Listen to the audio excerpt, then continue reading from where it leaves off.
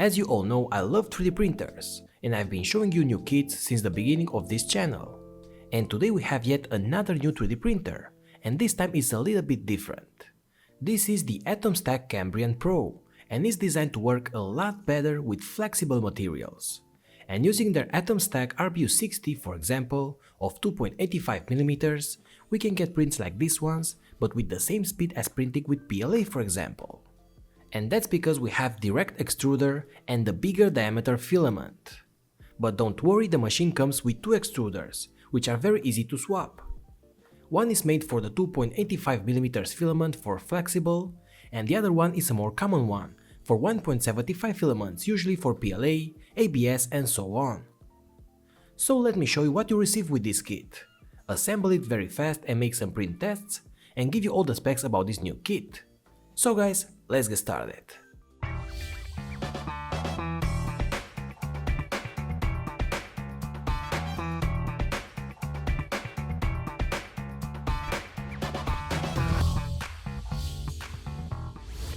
What's up my friends, welcome back. This is the box that I received for the Atomstack. At this moment I think this printer could still be backed on Kickstarter. Okay, so inside of the box we first have 1 kg of filament, so we could make our tests, and 2 other boxes for the tools and the LCD screen.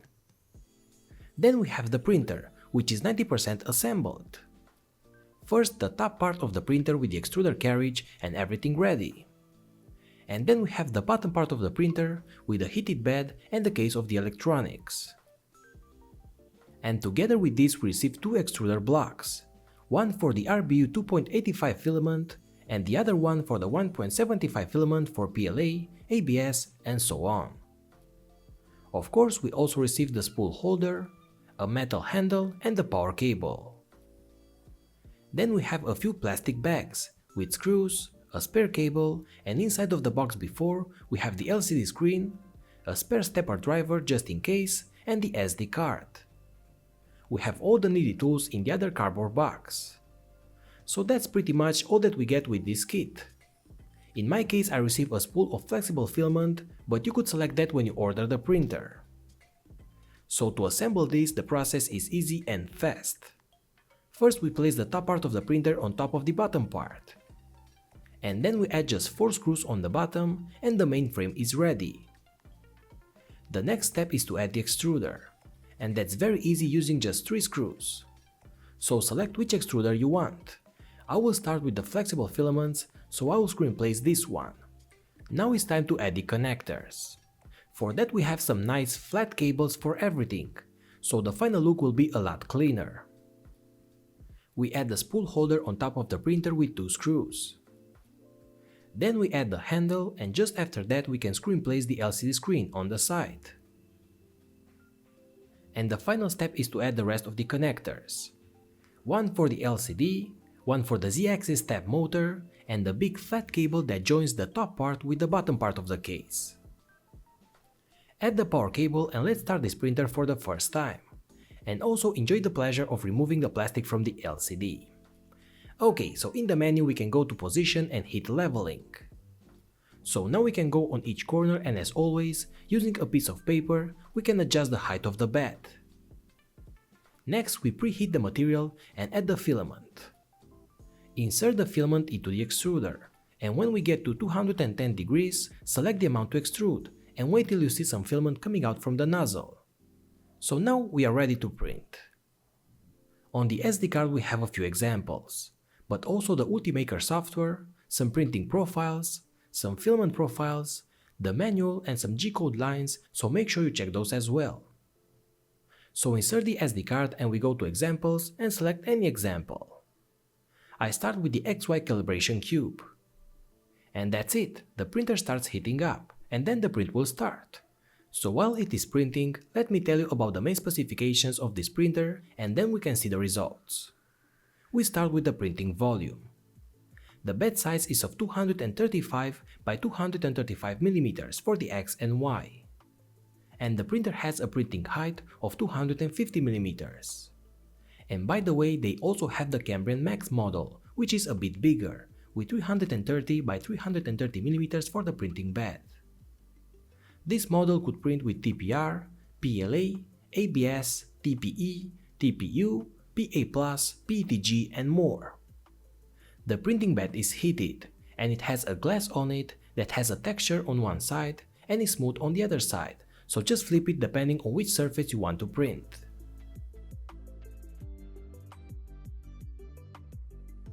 Compared with a lot of other printers that I had on this channel, this printer has a direct extruder. That means we have more force to push the filament, and also less friction. That's why this works a lot better with flexible filaments. Remember that one extruder block is for flexible of 2.85 mm. So having a bigger diameter filament, that means that we can work at higher speeds and still have the same filament flow. The default nozzle for this extruder is of 0.8 mm. Now if you use the other extruder that is still direct drive but is made for the more common filaments of 1.75 mm, and it has a 0.4 mm nozzle by default. Everything on this printer is made out of metal, and it also looks quite good and good quality. Actually, that's one of the things I most like about this printer: the well-made structure, the quality metal frame and the compact design. And aside of that, we have a cleaner look, because we have no loose wires. Because to transfer the data and the power, this printer is using those flat ribbon cables, which give this product a way better look. They can easily pass behind the extruder or be flat on the frame without even notice them. Then we have these metal knobs here to tension the belt if we need. Each axis is using V-rollers, which by the way, when you receive the kit, you should press the eccentric nut with the given tool and make sure that the axis is not wobbling.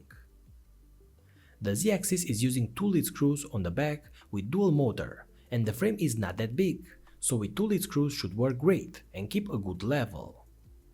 The design of the extruder is also interesting. It's very easy to open just with 2 screws. The case of this is made out of laser cut metal. The gears and the lever is also metal, and here we have the LED that could indicate the heating process. We have one cooling fan above the heating block to keep that part cool, and then another fan for cooling the printed part. The design is quite good. So in overall the frame is quite stiff and well made, I like that. As for the electronics, the printer is using a silent motherboard with a TMC2225, a silent motor driver IC for 2-phase stepper motors. Now I have to say that the printer is silent, but not as silent as the Sidewinder or the LK5 Pro from the previous videos. So this is a sound test. This here is the microphone. I'm going to pour on the machine and home the axis, so let's just do that. We can hear a small fan below for the electronics case. Now let's just home the machine.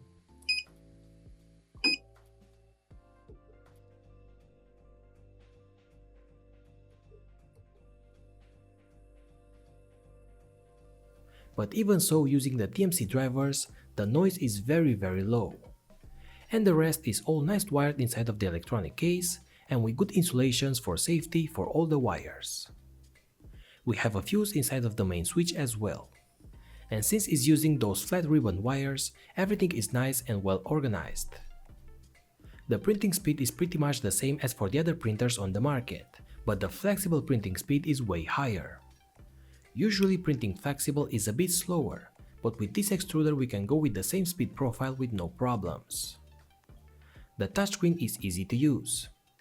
I have to say that the menu design is not my favorite, but it works quite well, and once you know what each thing does, it gets easy to use.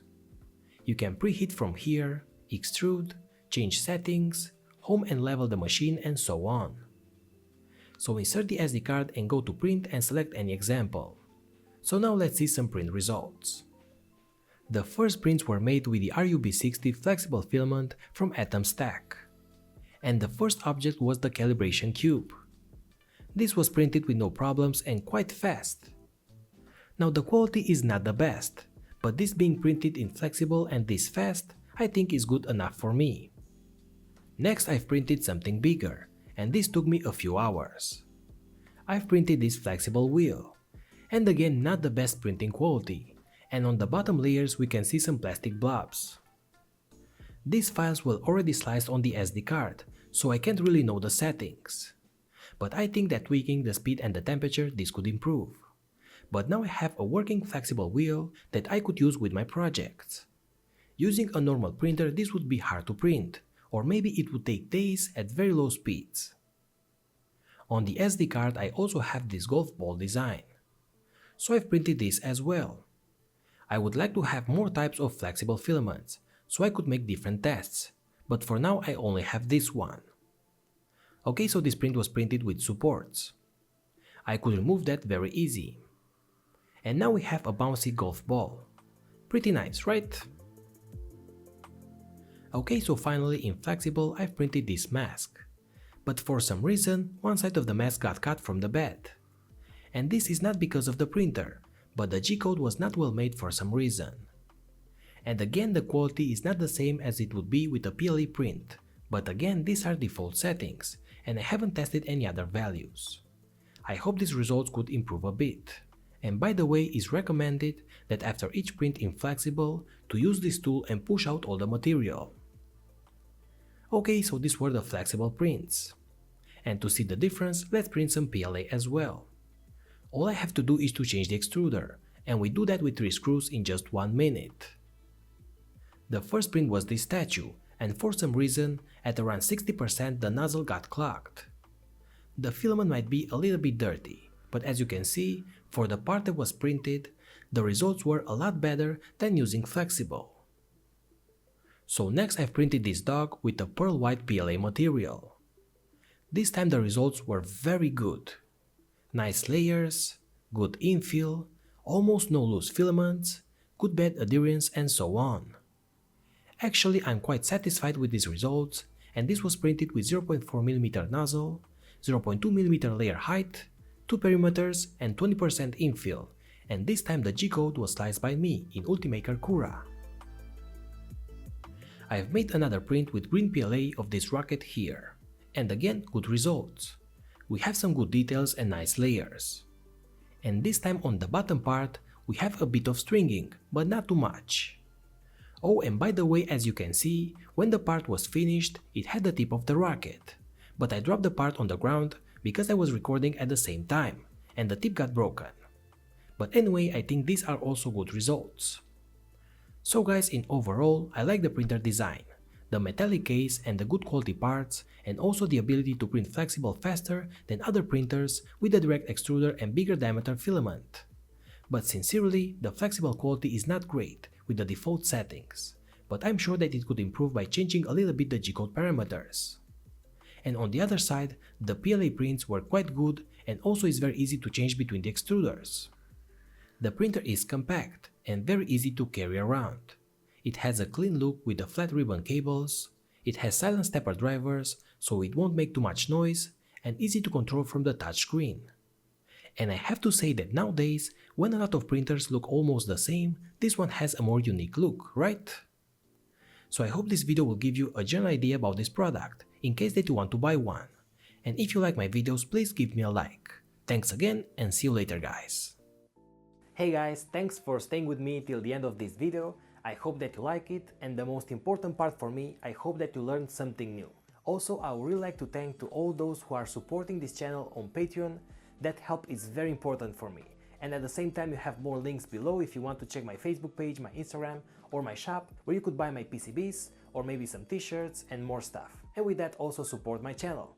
So thanks again and I'll see you in the next video.